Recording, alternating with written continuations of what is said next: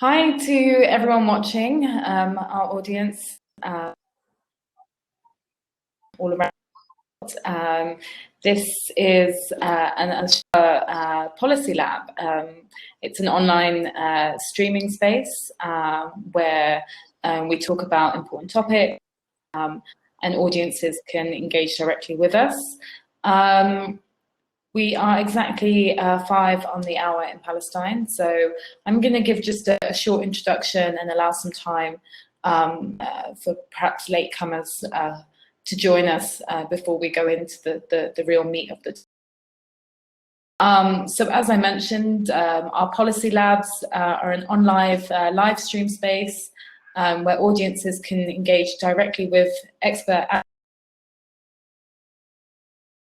from our nearly 200 member network.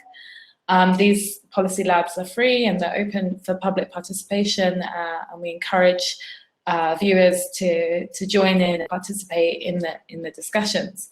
Now, my name is Yara Hawari. I am the Palestine Policy Fellow for Al-Shabaka. I'm going to be hosting and facilitating our first policy lab of 2019, which is very exciting. The topic today will be on the Palestinian leadership in the 1948 territories. And we are joined by 2 Al-Shabaka analysts, Abir Kopty and Amjad Iraqi, and they'll be weighing in on some important questions with regards to this topic. Perhaps we'll be addressing first who exactly is the Palestinian leadership, what structures do they operate in, what are the main challenges that the Palestinian citizens of Israel face in terms of leadership, looking perhaps also at opportunities that exist, and of course challenges. Now I'm just going to introduce both of our analysts briefly. Abir holds a MA in political communication from City University London, and she's currently a PhD candidate at the Institute for Media and Communication Studies at, I don't know if I pronounce this right, but Freie Universität Berlin. Her research interests include power dynamics in online communication, online communities, and the use of social media networks for social and political activism. Her commentary and analysis frequently appears in Middle East Eye, TRT, and many other outlets.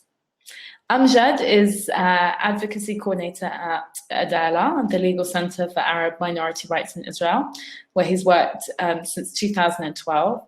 And he's also a contributing editor to the Plus 972 magazine and has published many articles in a variety of outlets, including the London Review of Books and Le Monde Diplomatique. So before we begin with Amjad and Abir's comments or interventions, I'm just going to give a brief background on the Palestinian community inside the 1948 territory. In other words, the territory in which the Zionist movement established the State of Israel in 1948. So in 1948, whilst over 750,000 Palestinians were expelled from the borders of the newly established Jewish state, about 150,000 Palestinians survived the ethnic cleansing. They were concentrated in the Triangle area, which is the area that lies adjacent to the West Bank border, the Galilee, a few areas in the Naqab, and a few small populations in the big cities such as Haifa, Akka, and Jaffa. After 1948, they were given nominal citizenship within the newly established State of Israel, and actually they were placed under military rule, which was a martial law system which controlled every aspect of their lives for nearly 20 years. And this is a period that's often recollected with fear and resentment, and something that actually still affects many Palestinians of that generation today. So currently, the Palestinian citizens of Israel number about 1.8 million, and that's 21% of the total population of Israel. They live as 3rd or 4th tier citizens, and they face a whole host of institutionalized racial discrimination. They also live in very segregated spaces, only mixing with Jewish Israelis in certain spheres. And they're often referred to in the media and by the Israeli state as Arab Israelis in an attempt to diminish or reduce their Palestinian identity. Yeah, they remain an assertive community, and there are certain spaces where we're seeing this assertiveness articulated very much so as Palestinianness. They are active politically, whether it's locally in municipal politics or in Knesset elections, either voting or vocally boycotting the Knesset. Historically, there have also always been links between activists across the Green Line. And more recently, we saw this manifest itself in demonstrations against the Prowl Plan, and demonstrations in solidarity with the Gazan Great March of Return. So today's discussion will be focusing on the leadership of this oft-forgotten group of Palestinians, and particularly in light of the upcoming Israeli elections, but also, I think, in light of the internal dynamics happening in the West Bank with the split between Fatah and Hamas, and Abbas's recent maneuverings to consolidate his power. So I think that's enough from me, and I think we'll begin by going to Abir, and then following on Amjad. And thank you both for joining us.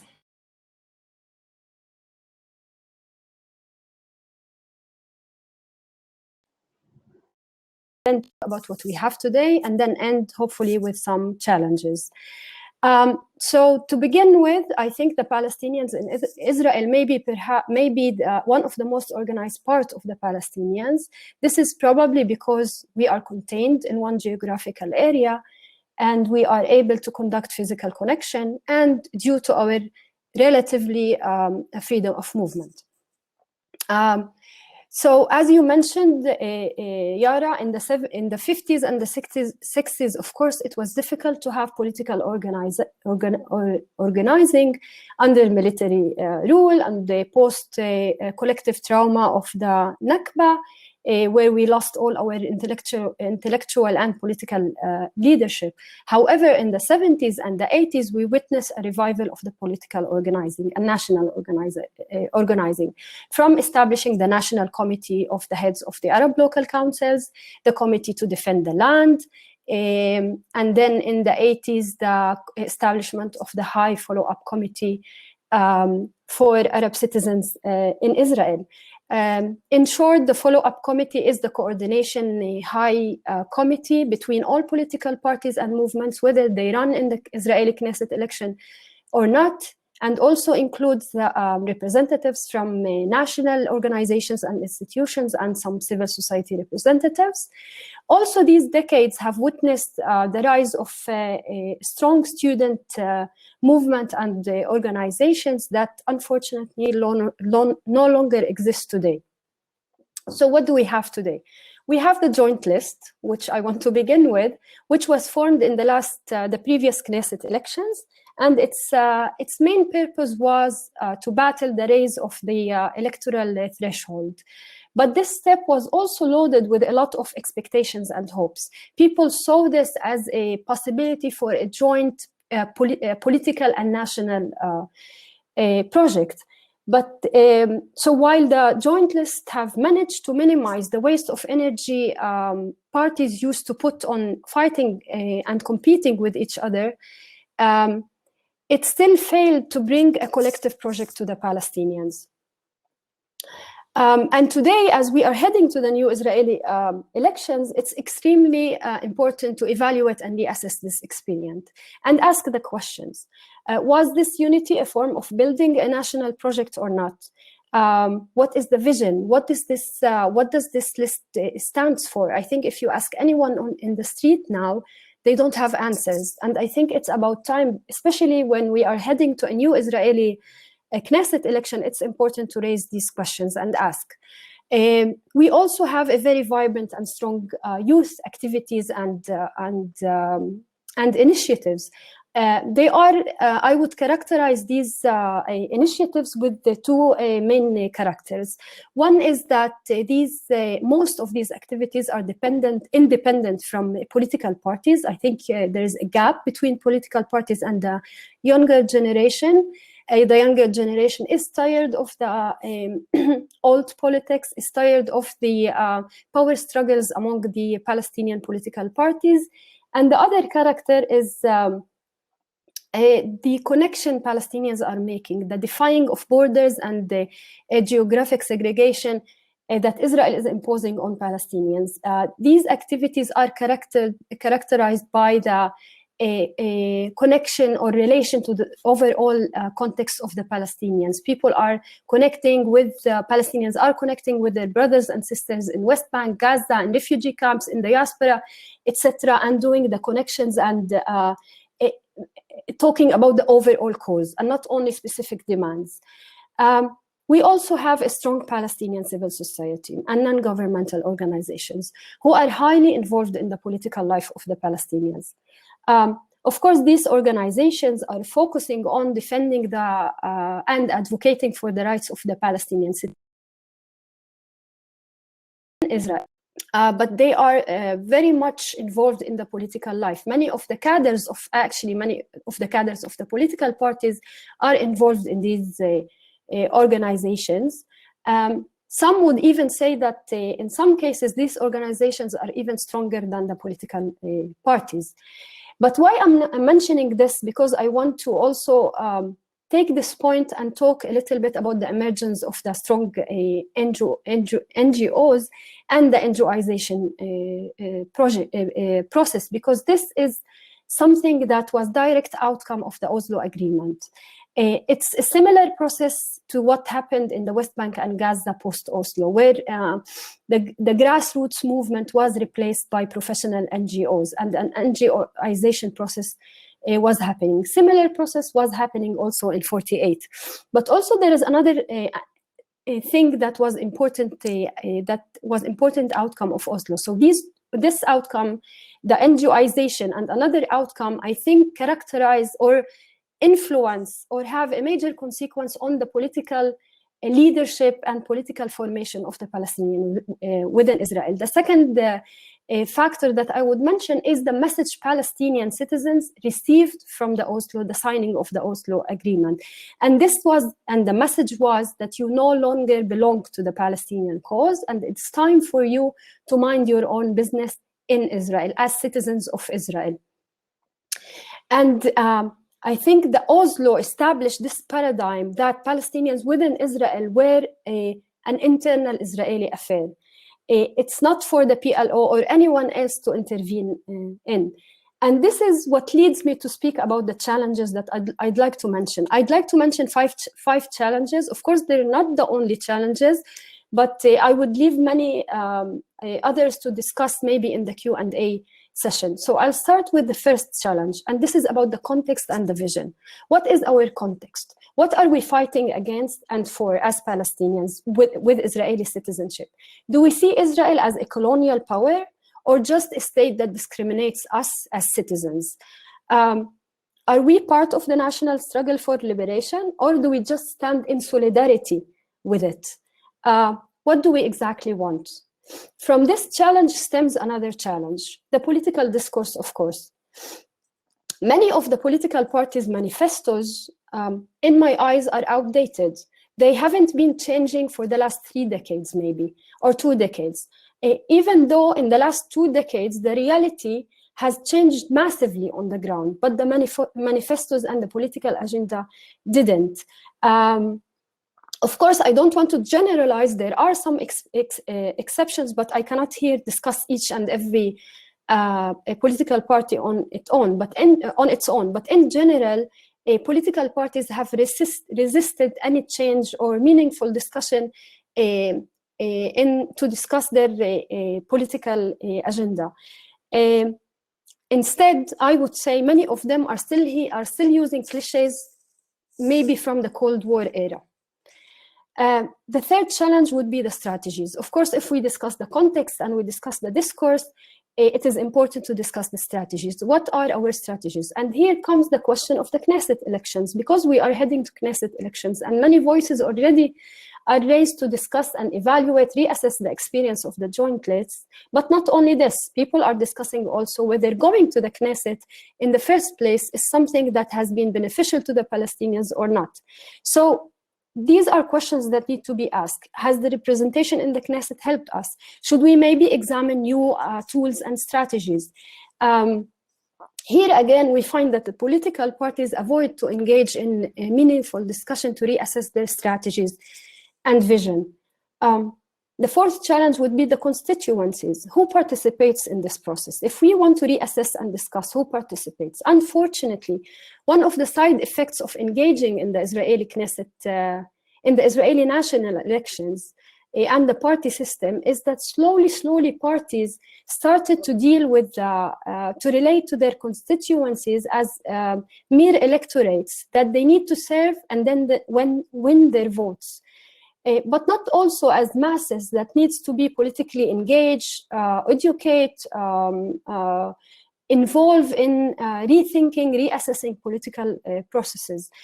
Of course, like in other parts in the Palestinian people and maybe in the world, the younger generation and the women are completely marginalized of these discussions. And that brings me to the fifth challenge. If we want to address the four challenges that I just mentioned, we cannot do that without looking at the larger Palestinian context, without addressing or having a parallel process in the larger Palestinian context. Actually, it's not parallel, it's intertwined processes. These two processes cannot happen without each other. If we want to have, I think the overall discussion we should as Palestinians also be part of the overall discussion about the examination of Oslo and what should happen with the Oslo Agreement, what should happen with the PLO, how should the PLO structure, vision, leadership, discourse look like, and what does it mean for us as Palestinians within Israel, and how we, not only Palestinians within Israel, but all parts of the Palestinian people, we regain our ownership over the cause. Now, and with that, I would like to end, just to end with the brighter side, maybe relating to the fifth point, is that some processes are actually happening on the level of the civil society. The civil society is defying borders and trying many initiatives, of course, not all of them.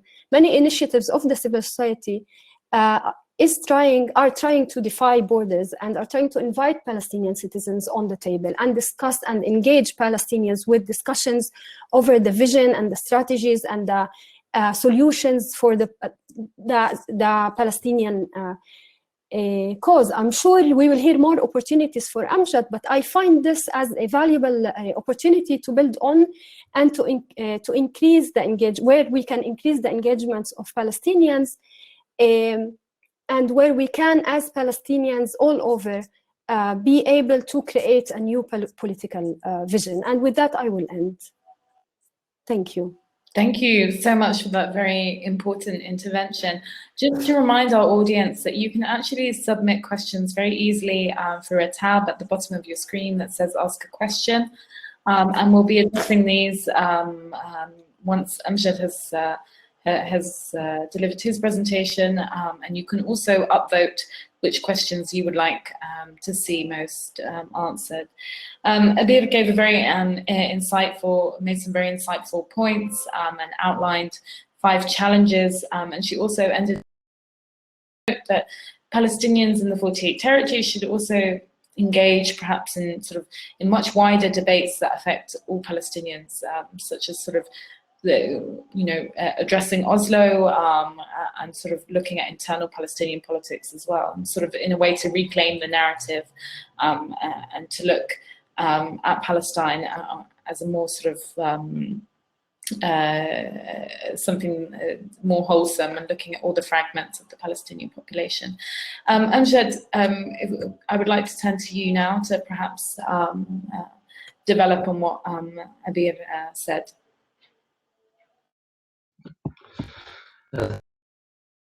Thank you. It really helped to underscore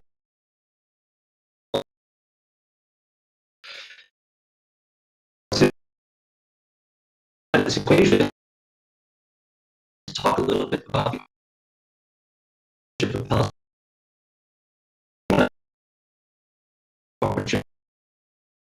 Of course, it is not just initial discussion. They proactively the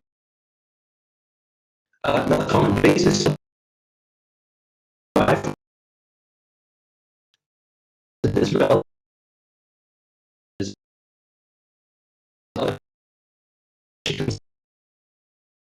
um,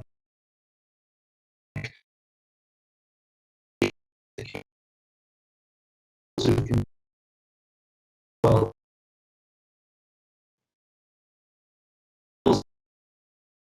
political leadership or political leadership. Now, sorry everything. to interrupt you. Your internet is not very good. It's there have been some comments that it's cutting out. Perhaps it might help if you pause and rejoin us. All right, no problem. Or actually keep speaking. It seems to have gotten better. Apparently.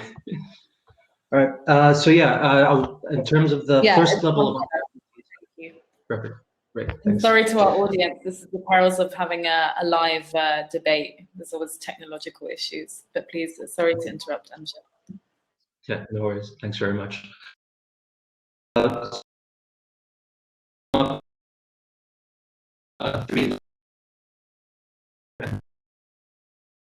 first level is about political. Everything that Abir just spoke about, difficulties and of participating in the Knesset and establishing leadership they're all accurate. But actually, if we can also see that there's certain alternative benefits that have been achieved by having, especially the joint list over the past 4 years. If we create an evaluation of the list, we actually see that the joint list helped to boost two. The first is that it helped to further internationalize the struggle of Palestinians in 48 in a way that was not successful in being done before as four fragmented and individual parties. And the second value was that it actually helped to expose the hypocrisy of Zionist left political parties here inside Israel, and to show that the formulation of Jewish and democratic, or of occupation, but with removing the occupation, but with many caveats, was in fact inherently inconsistent with Palestinian rights and with what the international community wanted. And the joint list itself, it was a symbolic representation of the political consensus of Palestinians in 48, which is rooted in equality for all and end of occupation. And that symbolism alone is highly significant, especially in helping the international community interpret Israeli politics. And you saw some significant impact over the past 4 years because of that, because of the list's existence. An additional layer in regards to voting for the Knesset is that it's a very extreme irony in this respect, but despite the fact that Knesset is it's an inherently undemocratic institution against Palestinian citizens, it is also one of the few, if not one of the only procedural methods for Palestinian citizens to democratically elect their national leadership. So they have this at the municipal level, but just the very procedural act of voting helps us to say that this is who we want to represent us as a national community from the north to the south. Of course, it's not to speak of substantive value to the right to vote, because the Knesset inherently is geared against Arab political representation. But then this raises the question of, should we be strategizing the question of our right to vote as a way of to use it not because we believe that it's going to actually influence the state, but because we're going to use it to decide for ourselves who are our main national leaders. And all this is also should not dismiss the discussion about the potential of boycotts of national elections. But two things that should be important with the idea of boycotting the elections. The first is that it must be mass and collective in order to have a good strategic impact. And the second is that you still need an alternative to try to determine who is the Palestinian national leadership. And at the moment, as Abir mentioned, the High Follow-up Committee is in many ways considered the national representative, but most people don't know who the High Follow-up Committee is. There's no real democratic systems or accountability to decide its members. And it's also been greatly outshone by the joint list, which has more legitimacy, which has more profile. So these are some kind of initial questions, but potential opportunities to see how can we use the the certain bodies that we have now and the mechanisms we have now to further advance the Palestinian struggle in 48, to highlight their voice and to contribute that to the wider Palestinian national movement. The second level of opportunities that I would want to raise is regarding the grassroots and the youth. And Abir again discussed how especially younger generations of Palestinians are highly active. They're not only active, but they're very conscious of their identity and their political awareness. They're much more educated and have access to more education than previous generations did. They're also equipped with new technologies, with the internet and with social media, to communicate not just with Palestinians across the Green Line and in exile, but also between Palestinians inside 48 itself, from the north to the Triangle, the Muthalaf, and the Naqab in the south, the Negev. And an opportunity here is to try to maximize this. How do we encourage it and facilitate it and institutionalize it in a way that tries to deepen these relationships among young Palestinians in 48 with Palestinians across the Green Line, which as Abir mentioned, they are doing right now. But how do we approach this in a more kind of systemic national manner to give it political impact? And another level of this as well is that also these communications and this outreach, this elevation of Palestinian voices in 48 is also important, especially with advocacy abroad. For example, when we consider the Black Palestine Solidarity Movement, which is arguably one of the most significant dynamics that's been helping to put the Palestinian rights discourse in the United States in ways that was not done before, by trying to bring Palestinians in 48 into that discussion. So it's not just about occupation, which is the dominant narrative and understanding in the US, but to also include those inside 48 to understand why is it that we critique the idea of a Jewish and democratic state. Why is it not enough to talk about 1967, but you have to go back to 1948? And this goes as well for refugees in exile, etc. So using the younger generations and the youth to use these technologies and these new forms is a space for opportunity. And finally, the last level that I would like to raise for consideration in regards to the Palestinian narrative and discourse as an integral part of the Palestine movement worldwide. Recently, Al-Shabaka published a commentary which was mapping out some of the elements of the fragmentations and distortions of the Palestinian narrative and discourse, and why we need to try to further develop and unify these elements in order to strengthen our struggle worldwide. And a part of this discussion is the need to address certain internal debates among Palestinians themselves. And one kind of very broad kind of brushstroke of this is the debate, as Abir was mentioning, about equality versus national liberation.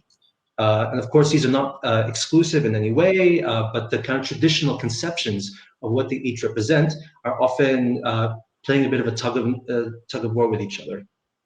Now, I'd want to suggest that there's also a consideration that although right now the Palestinian narrative and discourse is still rooted very much in its traditional kind of anti-colonial and national liberation models of the past, these are increasingly challenging and sometimes considered outdated, especially in the new world that we live in with new conceptions of political projects. So how do you reconcile this with trying to understand where are we leading towards? How do we diagnose the situation that we are in on all sides of the Green Line and in exile? And here I think Palestinians in 48 actually are in a unique place to try to lead the discussion to conceive of the concept of equality in a critical and radical way, to have a critical and radical vision of what does equality mean, and being rooted in equity and with justice. This is part and parcel of the way that 48ers do revolve their struggle around. But is there a place for us to also widen this conversation with other Palestinians to say, this is the vision that we would like to work towards? How do we conceive of this such that we address all aspects of the Palestinian struggle? And we take the lessons that Palestinians in 48 have experienced in the state, as well as the problems of pursuing equality, for example, in the United States and South Africa with their numerous imperfections, but then to use that to try to shift our Palestinian discourse away from the state-centered perspective, which has dominated our discussions, to a rights-based focus, and to help to restructure our movement and struggle around those. With that, those are three kind of initial levels of opportunities I'll consider. There are, of course, many more, and I'm happy to discuss this further in the discussion. Back to you, Yara. Thank you, Amjad, so much for that really insightful intervention. Just to remind our audience as well, there might be some terminology that people are not so familiar with when we talk about Palestinians in 48 or Palestinians of 48. We're talking about the Palestinian citizens of Israel, and the references to the territory of 1948 that was occupied in 1948, and where the state of Israel was established in 1948, as opposed to the 67 territories of the West Bank, Gaza, and Golan Heights. And Amjad, thank you so much for pointing out some really, really important things there with regards to solidarity and what Palestinians in 48 can bring to the table, and their sort of crucial role in certain discussions, and how they're so well placed to critique the notion of a Jewish and democratic state through their very lived experiences, and also how they can contribute to this ongoing discussion about equality and justice. I'd like to perhaps now give Abir an opportunity to just a couple of minutes just to add anything or to respond to anything that Amjad said, and then Amjad will take a couple of minutes, and then we'll go directly into the questions, because I know there are quite a few already. Thank you, Yara and Amjad. I don't have much actually to comment. Many of the things Amjad mentioned are very important and valuable. I think in general, I would say that many of the things also needs to be discussed, and we don't have a platform to discuss. And Amjad rightfully talked about the weakness of the follow-up committee, supreme representative of the Palestinians. And Amjad, I would disagree with the fact that it's not democratically elected. Actually, the follow-up committee portion is divided based on the Knesset election. So it's kind of, it's not directly elected, but it is in a way, the measure of the representatives is uses the Knesset election, the results of the Knesset elections. But anyway, this is a whole discussion about the follow-up committee and whether it should be directly elected or not. I think we need to find a way where these things should be discussed. So far, our political leadership has blocked any attempt to discuss these issues. 1 decade ago, there was actually a really good process happening where civil society and political leadership have managed to put forward some future visions. We had a lot of discussions at the time about these future visions, but there was no room to discuss these. They were not taken back to the people and ask the people. The people were not engaged in discussing these. So I think as long as we're going to continue with this elite politics, where a group of people, whether it's NGOs, civil society, or political leadership, are discussing our fate and vision without going back and continue to marginalize larger group of our society, we will continue to stay in the same place. As long as political parties block, I think they are afraid, they fear any change, because they've used so much for their politics, for their discourse, for their slogans, and they're not able to see that reality on the ground has changed, and they have to adapt, and they have to rethink and reassess. And I would say this is one of the major challenges. We don't have a space where we can discuss these issues, and our political leadership block these discussions. So these two major challenges, without overcoming them, we will not reach anywhere. I think this is where we need to focus. We need to keep pushing for space of discussion and for political leadership that will understand that it's about time to open up for new politics, for different politics, for critical politics that might change their agenda. Yeah, thank you, Abir. And of course, I think you were referring here to the future vision documents, or among many things, but these series of documents were published in 2006, 2007, and it was a collective articulation from civil society, Palestinian civil society in 48, and academics and intellectual heads.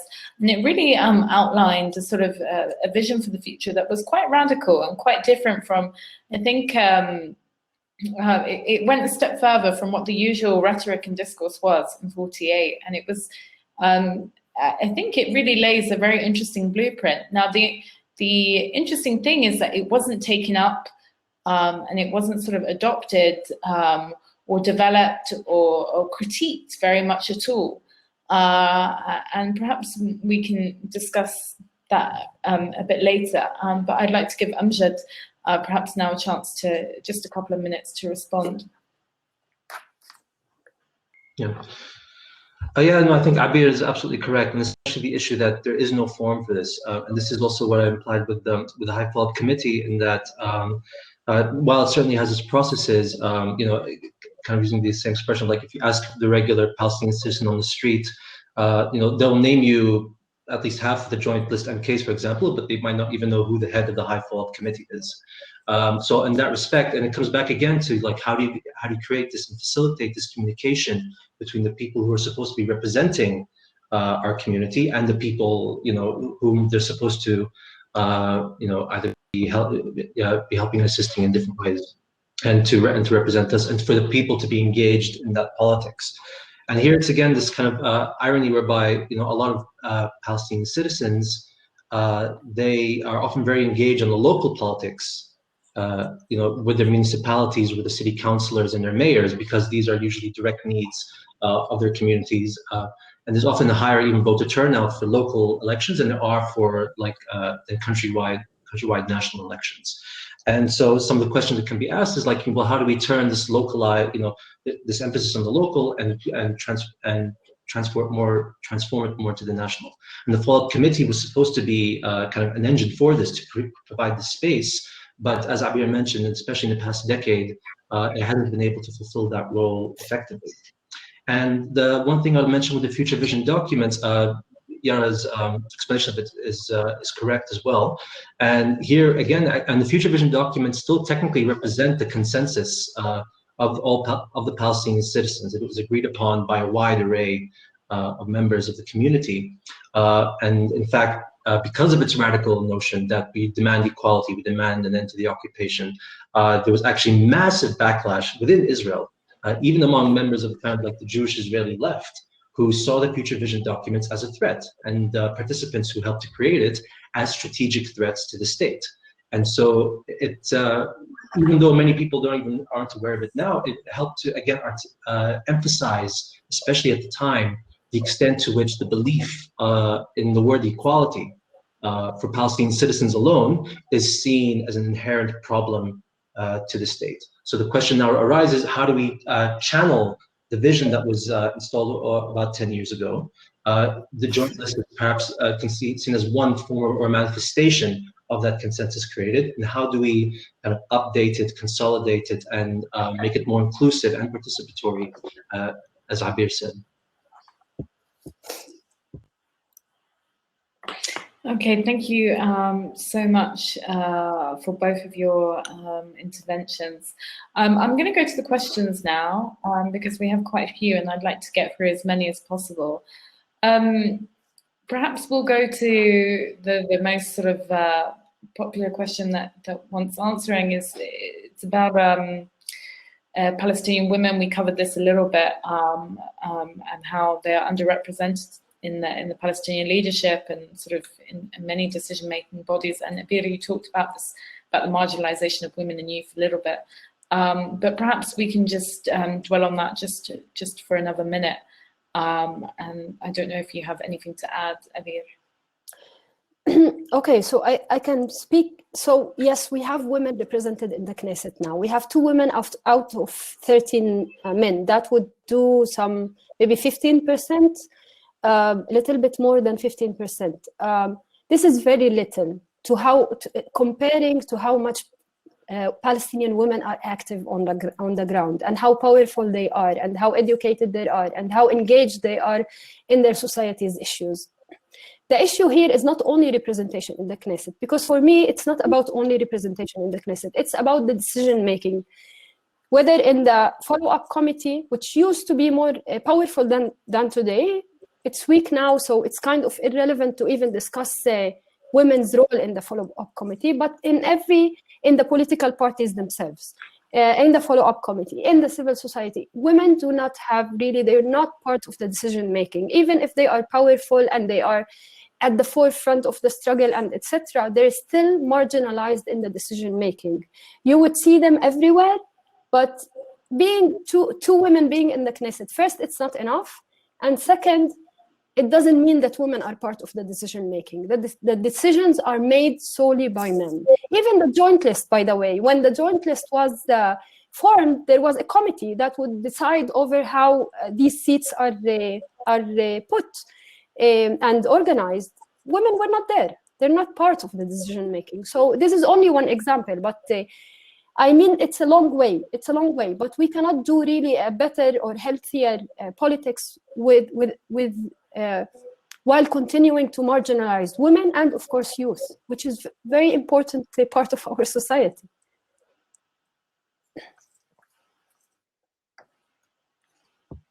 Yes, and I would actually also add to that, and reflects also a contrast with the way that the political leadership is also disconnected from the youth. For example, if you look at some of the major protests that have been led, especially by like young Palestinian citizens of Israel, for example, during the time of the Carver Plan or the Carver Bill, and even during the war on Gaza in 2014 and other major protests, oftentimes these protests led by youth, you see a large amount of Palestinian women leading these marches. But if you look at a protest, for example, that's led by either the Joint List or the High Follow-up Committee, the entire front row is almost entirely older men. So that disconnect again of even just not just representation, but who is leading, who is representing, is something that also needs to be addressed. And this is, and you tie this also with the major social changes happening in that, for example, Palestinian women especially, not only are they having more access and becoming more attending universities a lot more and striving for higher degrees, and they are part and parcel of this growing social changes in the community, but that they're still being denied the ability to put that into political practice, to put that into social activism to the extent that they can. And there's certainly, and many Palestinian women are certainly challenging this, but it's as Abir mentioned, there needs to be much more of an effort, and it needs to be substantive. That's not just putting a woman's face on the front row, but that they are there helping to make the decisions, helping to lead the community in the struggles. And perhaps a follow-up question to that, as we started talking about youth. There's a question from Nadia here who asks, is the youth organizing in a different way from traditional political democratic, and if so, how would they play out when they go into politics? Would they be equipped to take on the traditional leadership? And I think I'd like to tag on something here as well with regards to what Abir said. She mentioned how the youth activities and activists are no longer connected to the political parties like they once were, and perhaps we can look at why that is.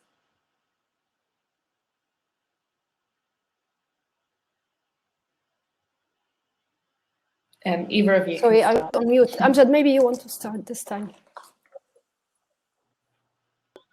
I mean, on this level, an important thing to keep in mind as well that there's certainly new tools to be able to elevate youth voices, especially into kind of being sort of in positive contention with the traditional leadership. But also this youth activism as well is self-fragmented. And Palestinians in 48 in general are also quite fragmented. For example, at least also in my personal experience, like the activism in the north isn't always connected necessarily with the activism in the Nakam, with the Bedouin citizens who are facing massive displacement. And so you often find different levels of highly concerted efforts, for multiple kinds of reasons, both external and internal, that make it challenging for the youth to push back against those traditional politics. And I'm just reading the question again, just to ensure that I have it right. I mean, this I see is one of the biggest challenges. Essentially, like how are we able to unite the youth in order to make that and to make those issues very clear to our political leadership. And I don't see at the moment, I don't see that being able to be maximized quite yet. But I don't know if Abir might see it also differently. So I actually have here something a little bit different to say. We often, when we talk about youth activities, we often are full of hopes and utopian vision of how youth activity will look like. I mentioned two positive characteristics of the youth activity, which is independent from parties and defying borders. But I think also it's important to be a little bit realistic, and because this is also part of my research, it's not necessarily an utopian space, because youth also will have power struggles, and there are hierarchies within youth activities, and there are the social and economic classification of class division among youth. So there are a lot of challenges, but I think what we need to do is to engage youth in the political making, because they have a say and they have a different vision, because also thanks to the new technology, youth are able to defy borders and look at a broader picture. They contact and connect with their brothers and sisters on a daily basis. They are involved in political discussions, in political debates. If I mentioned a little while before that there is no space, they created the space. They created an alternative space where they can discuss future vision, they can discuss strategies, they can initiate activities or campaigns, etc. This is a political formation in my eyes. This is a space. It's not necessarily an ideal place, because there will still be power struggles and there will still be hierarchies and there will still be a lot of challenges, but it's happening, and it's healthier than just stacking things and saying, we're continuing with the same political agenda and we're not allowing any debate or discussion. So for me, I wouldn't look at the youth as the ideal formation. I would look at it as something that is happening, and we need to take it in seriously, and we need to listen to it, and we need to take it into consideration. Thank you both for those responses.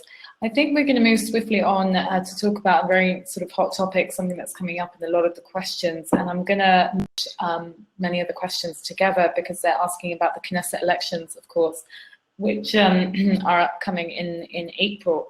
So about Ahmed Tibi leaving the joint list, and what that means for the joint list and what it means for Tibi, but also what are Netanyahu's prospects in the upcoming elections, and what does that mean for the joint list? And it's perhaps pertinent to remind our audience that Palestinian citizens do vote in the Knesset,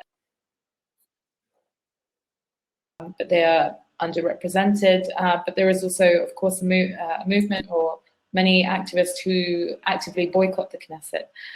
So perhaps we can go to Amjad first for some insights on that.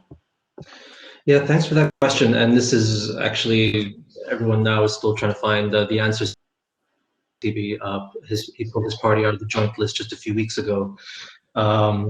And the idea at the moment is that you'll have essentially two main two slates for the Arab political parties, one with three others, and Ahmed Tibi's party separately.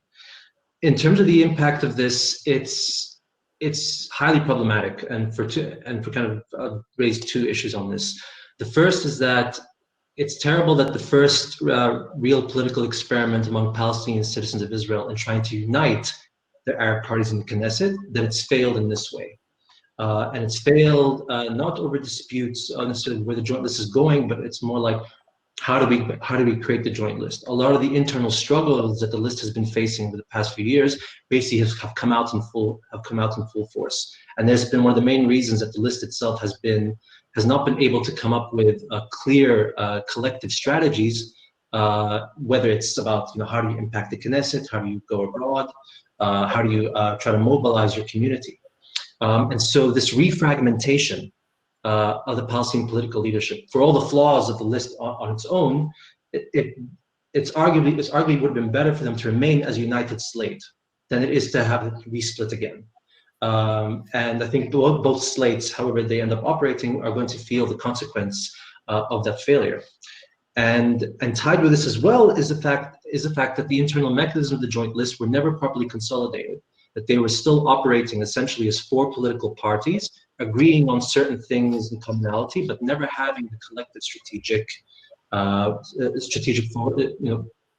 forward-looking plan, in essence.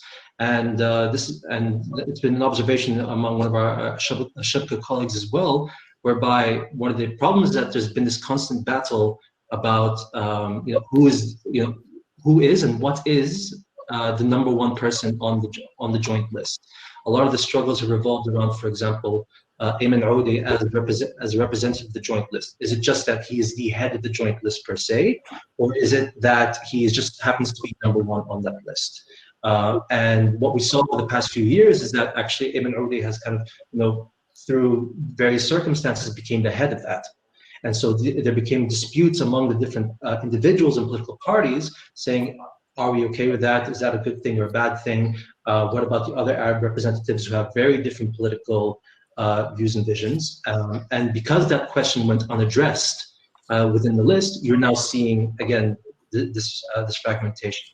And it comes back again to the need to have, how do we come up with forms and mechanisms to discuss and be inclusive of these different personalities and of these different political ideologies, just speaking purely on the framework of the joint list itself. But I think the effects, as we've seen now, because of that lack of discussion, that lack of strategic thinking, I think we're now at least a step back from where we could have been and where it could have been taken, again, with all the flaws of Knesset participation and the flaws of the list itself. Yeah, thank you very much, Amjad. Abir, do you have something that you would like to add? Actually, not much. I would just say that maybe just relate to the leaving of Ahmed Tibi, because I think this issue have shown how this alliance is vulnerable, actually, because it was all formed about organizing seats. And when someone is not pleased, they will pull out. But at the same time, it's important always to remember also that Ahmed Tibi is I would say the only faction of this list that does not hold a real ideology, a party ideology. And he also said, so I think him leaving, but also saying that he would join forces with other personalities that are danger to the Palestinian, actually, internal politics. People who are independent, who defy political parties, and who are against and wants to, they have clear agenda of weakening political parties. They are pro-Israel, they're not pro the Palestinian cause, and they have also their businessmen, they have their own interests, there is corruption. So him saying that he might join forces with these people is also dangerous to the Palestinian political, but it also shows how the political parties have been weak. Like forgetting to relate and connect constantly and engage with their constituencies and focusing on the Knesset election. This is their main focus, and how to win the Knesset election is also something problematic. So I think we have to look at it from both sides. First, that this list is vulnerable, and we don't know really what it stands for, and aside the fact that it's just organizing seats. And on the other hand, we should think of the alternative. If we don't have the political parties, what alternative will come up? And this is an alarm for the political parties. Thank you for that answer. Before we move on to the sort of next topic, I want to tag on something here that I think is important to mention, that, of course, we have the Knesset elections that are upcoming in April, but there's also some interesting and perhaps worrying dynamics going on within the Palestinian leadership in the West Bank and Gaza. We're seeing increasing moves by Abbas to consolidate power, and erosion of democracy. Where do you both see sort of the place Palestinians in this sort of, how can they contribute to this discussion, and how can they contribute to politics in the West Bank and Gaza? I'm sorry, Yara, can you repeat the first part of your question? I wanted to move on to perhaps discussing the internal politics going on in the West Bank and Gaza in light of Abbas's political maneuvers to consolidate power and the erosion of democracy. So my question for both of you really was looking at what place did Palestinians in 48 have in this, in the discussion, and how can they participate in these kind of in this kind of politics in the West Bank and Gaza? Yeah, okay. In fact, they don't have a place. They have been kicked out of the table since 2 decades. So Palestinians within present-day Israel, they look at it as viewers of news. They don't feel they have a say. They don't feel they have an influence and impact. They are invited to Ramallah as Israeli experts, not as partners in the struggle. And this has been a long process of marginalizing, of denying the ownership of Palestinians over the cause. I think what needs to happen, or what is happening, I mentioned some civil society initiatives, and I think this is an important process.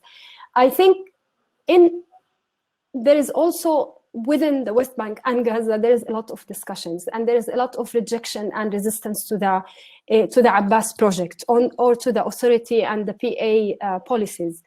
I think this resistance should include the Palestinians. If we want to regain the ownership of overall Palestinian, in fact, it's not only Palestinians, Palestinian citizens, it's also Palestinians all over, because also Palestinians in refugee camps in Lebanon, they don't have a say on this. I think the major part of the Palestinians do not have a say on this.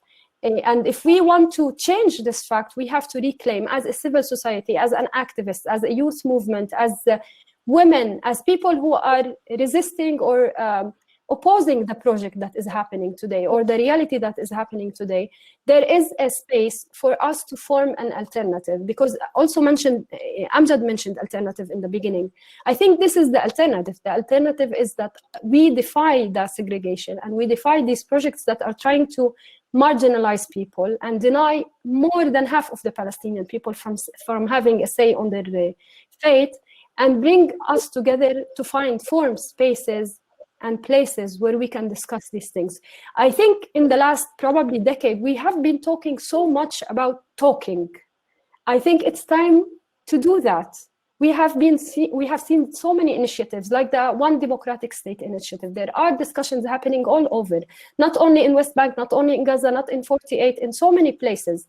It's about time to do action with these visions. There are visions. It's not that there are no alternatives. I often, when people say, what is your alternative? There are alternatives. There have been people who are putting efforts in thinking of alternatives. We need to bring these alternatives together, and we need to open them up for the Palestinian people, for the 12 Palestinian people, in order to discuss them.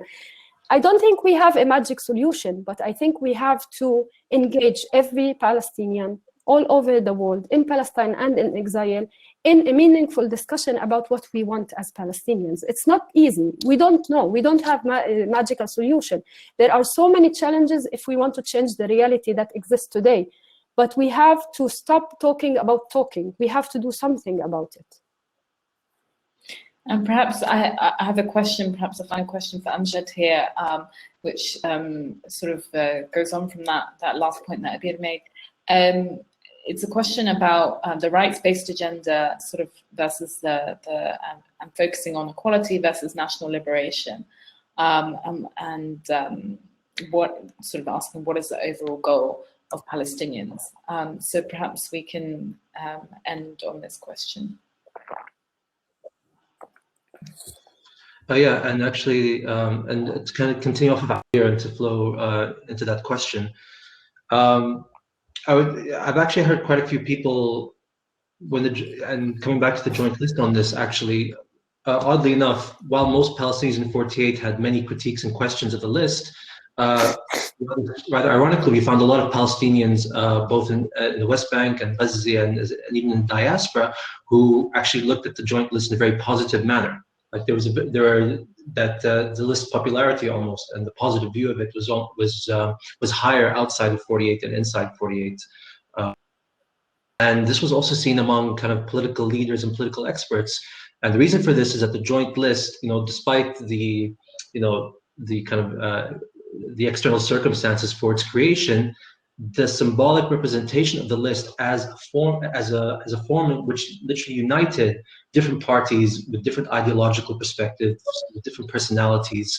For a lot of Palestinians, especially because of the context of this division between Fatah and Hamas, with no clear leadership, and let alone the wider region of the Middle East in general, to see that there was, for once, there was a political project which actually brought all these different groups together, and with all its flaws and issues, that was something to look to.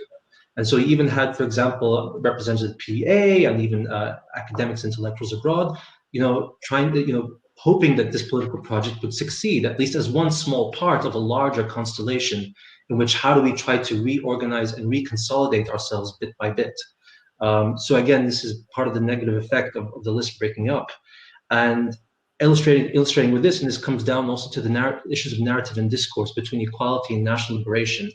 The Palestinians in 48, and this also connects to what Abir is saying in terms of disconnect of 48 from the wider Palestinian cause since Oslo, is that much of the leadership for Palestinian citizens of Israel, they're very conscious oftentimes to take a backseat to what is decided by the PLO, or what is decided by the political leadership between Fatah and Hamas, that they often don't want to overstep their bounds in terms of speaking for the Palestinian cause, even talking about the occupation, in a way that somehow puts them ahead in some form of what is considered the traditional PLO leadership, which at this moment is kind of conceived as Fatah and the Palestinian Authority.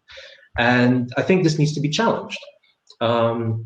This is again an opportunity for the Palestinians in 48 to recognize, because of these divisions, let us try to contribute our experiences and our perspectives to at least move our conversation forward.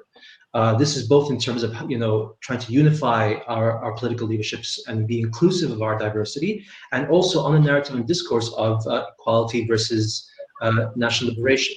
And how do we conceive ourselves as these second, third, fourth class citizens within the state? How do we reverse this, and how do we try to extend the advancement of our rights, especially not just for ourselves as Palestinians, but also what is our vision vis-a-vis Jewish Israelis? So this also goes beyond what is traditionally talked about in Palestinian circles in the West Bank and Gaza in exile for very clear and obvious reasons. But because we provide this more holistic understanding of what our future can look like, I think we should really try to advance this and take as a collective community, take the leadership role in pushing this forward. Thank you, Amjad, for that final comment. Unfortunately, we're going to have to stop there, and there are many questions that I wasn't able to get to, so I'm really sorry about that, but time does not permit us. However, if you go onto the Al-Shabaka website, you can search for different publications we have on the Palestinian citizens of Israel, or you can search for either my name, Amjad's name, or Abir's name. We've written quite a lot for different media outlets on this very specific topic. So hopefully you might find some of your answers there. I'd also like to remind you to join our mailing list. We publish policy briefs and memos and commentaries very frequently. And we also hold these policy labs quite frequently as well. So for all these updates, please sign up to our mailing list. And if you appreciate our work, and if you want to see more of our work, really encourage you to donate to get more Palestinian voices out there in spaces that we've been marginalized from for so long. So thank you for tuning in, and hopefully catch you all at the next policy lab. Thank you very much, Amjad. Thank you very much, Abir.